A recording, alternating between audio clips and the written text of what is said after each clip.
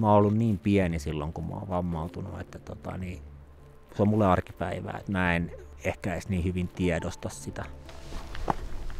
No, pysytään.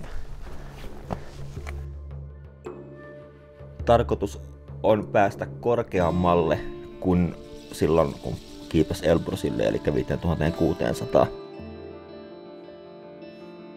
Ja siihen nyt on valikoitunut sitten 6-tonninen vuori täällä Chilessä nimeltään Marmolejo. Mä oon siis 3-vuotiaana halvaantunut. Mun virallinen diagnoosi on spastinen CP-vamma.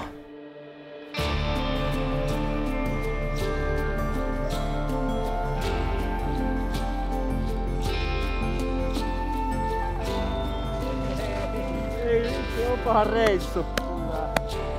Se kaukaisuus ja sen niin kuin työmäärä sinne pääsemiseksi, niin vaikka tavallaan sen etukäteen tieski, niin ei sitä ollut tiedostanut. Ottaa hape. Et kyllä se yllätti.